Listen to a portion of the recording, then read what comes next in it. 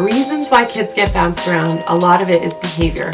And I'm going to explain to you something. Hey guys, welcome back. I'm so excited that you guys are here today. Today we're going to be talking about a foster care topic.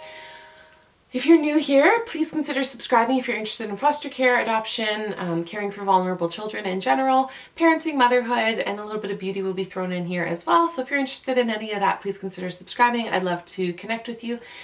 And yeah, we're going to jump right into today's topic. So today's topic is bouncing around and moves in foster care. So I had somebody ask me, I hear a lot of kids get bounced around. Can you explain that? Can you explain the reasons why? So this is one of the biggest problems actually in foster care, and that is because of the negative impact that it has on the children. So can you imagine, you've been removed from your home, your mom, your dad, your siblings, maybe everything you've ever known, and then you got moved to a stranger's home. And you're trying to deal with some trauma and some grief from that move. So you have some maybe negative behaviors, and the foster parents call up CAS, call up Children's Aid and say, I can't deal with this kid, he's got to move. Or she's doing this, she's got to move. And then you get moved to another foster home. Now you're in your third home. So even just the move from your bio family to your first foster home creates a huge deal of trauma. Then the move from your second foster home to your third foster home really creates a huge deal of trauma. And now you're dealing with feelings of worthlessness, like nobody wants you, and all that trauma. It's a lot for a young kid to deal with when they have no proper support. So this happens often, and there's a few reasons. I think many foster parents have good intentions, but they're just not well enough trained to be aware of some of the behaviors that you might come across with kids in foster care who have experienced trauma. To be a trauma mama, for lack of a better term, is really, really difficult. And if you guys have been here for a while, you may have heard me talk about our foster sons, and with one of our foster sons, I really had a difficult time with his behavior. There was a lot of aggression with his behavior, and I had a really difficult time. And there was many times I wanted to call and say, I can't do this anymore. This isn't the best placement for our family. Like, I can't do it. But I just couldn't give up on him. After I received my training and knew and understood why he was acting out, even though it was against my daughters, I couldn't give up on him. He deserved that from me. So this is why I know you may be excited, especially if you're a new foster parent, when you get a placement call, to just say yes to everything. I know I was, and it's taken me a year and a half. It took me a year and a half to discover, and in particular that placement, that you can't say no to everybody, and you have to know your limitations as a family.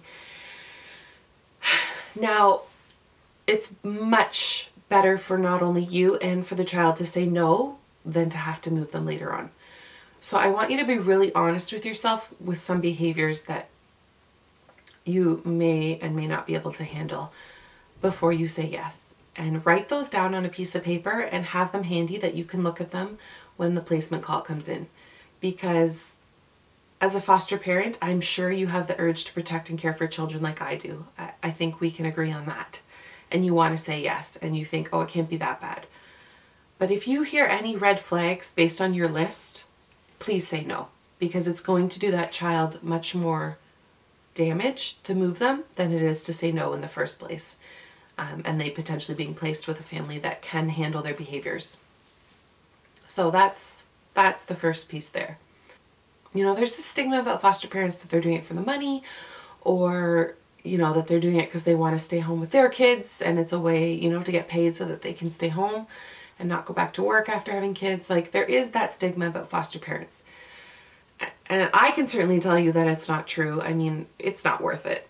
It is not worth it. What you go through as a foster parent is not worth that monthly stipend that you get to pay for the child's needs. Trust me, there's none, if any, left over, and usually I'm out of pocket at the end of the month from what I get paid to care for these kids. So let's just put that out there now. if that's a reason that you're thinking about getting into foster care, don't do it, because you're going to really cause these kids trauma if, you know, oh, this isn't an easy placement, we'll just move them to another home. Like that's just not fair to the kids. So don't get involved.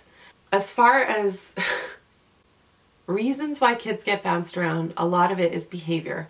And I'm going to explain to you something that I learned in my training, and I've done extensive training past just the pride that you have to take to get certified to become a foster parent.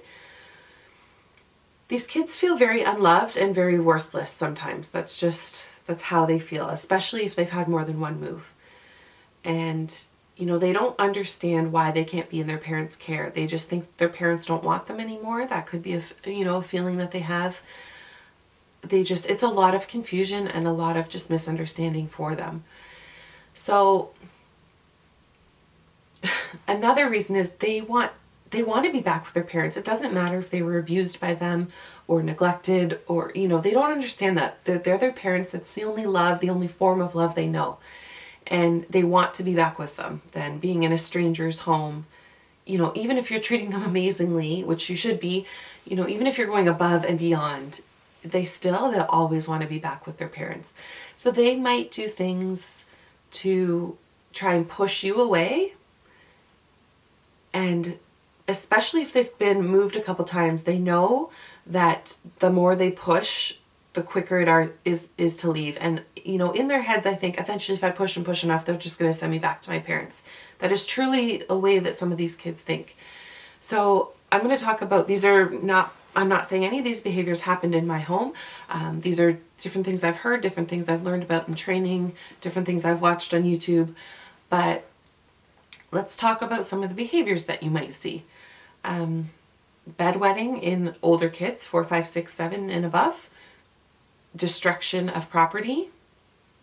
Throwing things, you know, trying to deliberately hurt the foster parents. Breaking things, coloring on walls. Even when you've told them a million times that's not, you know, what we do. Complete disobedience and lack of respect to foster parents. As far as, you know, let's go, we're going to have dinner. No, you're not going to eat, refusal to eat. These are just some of the behaviors that these kids might show you to try and get you, A, to prove your love for them, and B, to get out of your house. And that's just sadly how it works, and how these kids' traumatic experiences have shaped the way their thoughts are. I heard of a child that would pee down the vents constantly. And especially after visits, he would poop in front of the front door of his bedroom. And, you know, these foster parents did end up adopting him. But, you know, these are some of the very real things that will and could happen.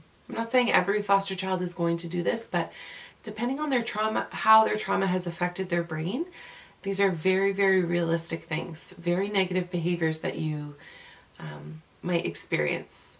Aggression, especially if they're coming from any sort of background of domestic violence, that might be the only way they know how to deal with things. So, you know, hurting your animals. Could be a big no-no for certain people, especially if you're a huge animal lover. I mean, I think it's a big no-no for most people, but you have to be willing to work through that with the child and teach them.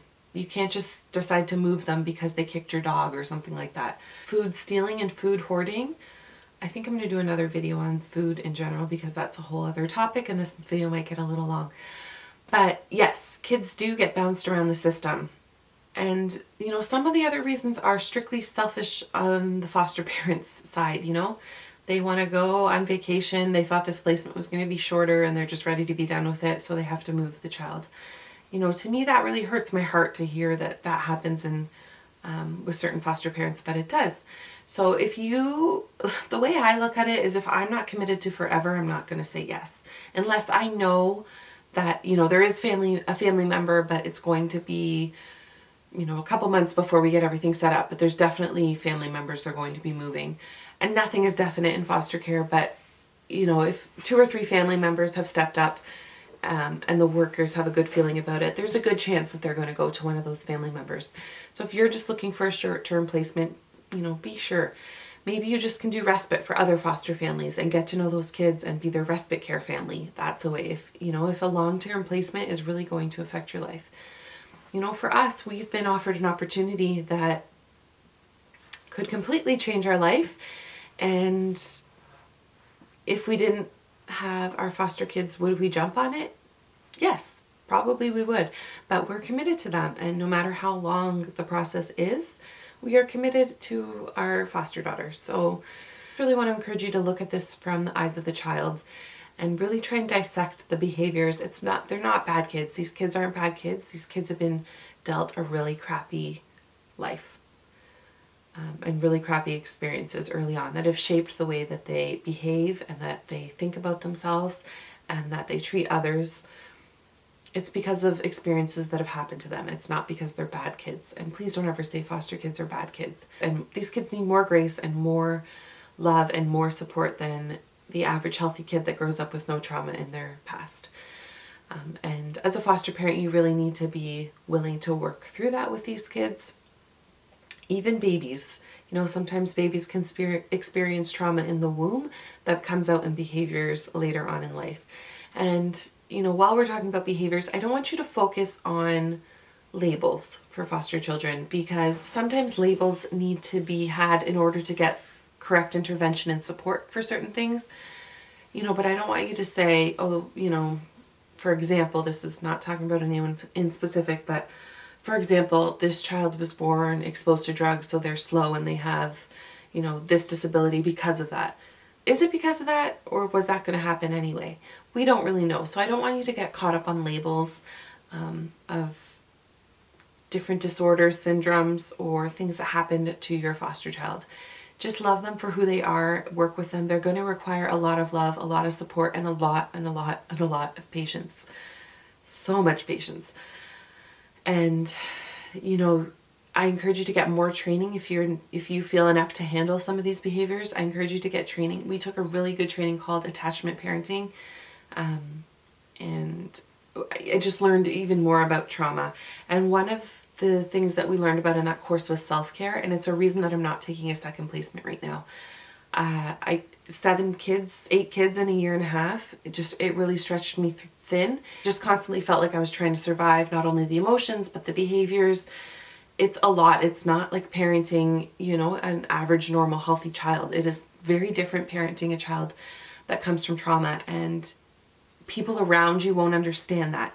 You know, they're going to see a child acting out and, you know, why don't you just put them in timeout, or why don't you, they're going to have all sorts of suggestions for you to control that child's behavior, but you really have to parent them so differently, and really come at it of a place of love and empathy. So that's all I really have to say on this topic, but the more you can minimize moves for a child, the greater you're going to affect their life. And the more moves they have, unfortunately, the deeper problems it's going to instill in that child. So please don't move them. Please make sure you're committed to it before you say yes. And that's all I have to say. So thank you guys so much for being here. If you like this video and you want to know more about this topic, or to spread awareness for foster care, adoption, and the need to care for vulnerable children in our society. So thank you guys so much. Consider subscribing if you're new here, and I'll see you on the next one. Bye.